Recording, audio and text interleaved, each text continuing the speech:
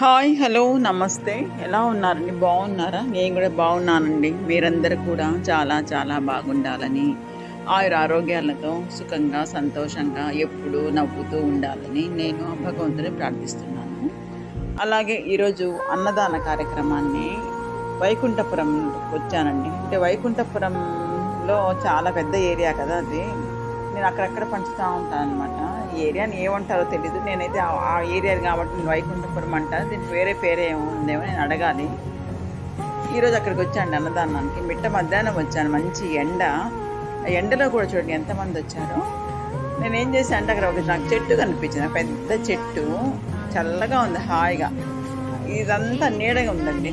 నేను కూడా అక్కడే నేను నిలబడుతున్నాను. వాళ్ళందరినీ చూసారా నీడ? ఇక్కడ నుంచి అంతవరకు నీడ ఉంది చూడండి.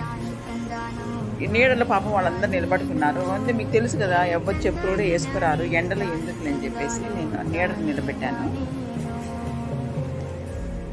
అసలు అక్కడికి వెళ్తేనండి అసలు నా కారు చూసిన వెంటనే పరిగెత్తుకుంటూ వచ్చేస్తాండి జనం. నిజంగా నాకు ఇలాంటి చోట పంచంటే చాలా ఇష్టం. ఎందుకంటే మన పిల్లలను కూడా అవసరం లేదు, కారు చూసారంటే పరిగెత్తుకుంటూ వచ్చేస్తారు.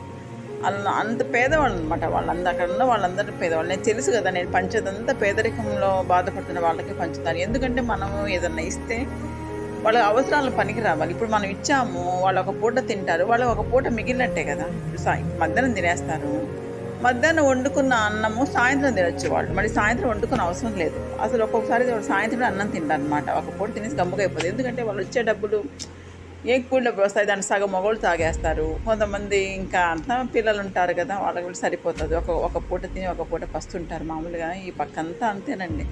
అందుకని మనం ఒక పూట ఇచ్చినా కూడా వాళ్ళకు ఎంతో తృప్తిగా తింటారనమాట. ఈ పక్క అన్నా క్యాంటీన్ కూడా ఏం ఉండవండి అక్కడ. నేను వెళ్ళే ఒక్క దగ్గర అన్నా క్యాంటీన్ ఉండవు అనమాట. అందరు మామూలుగా ఇలా పేదవాళ్ళే.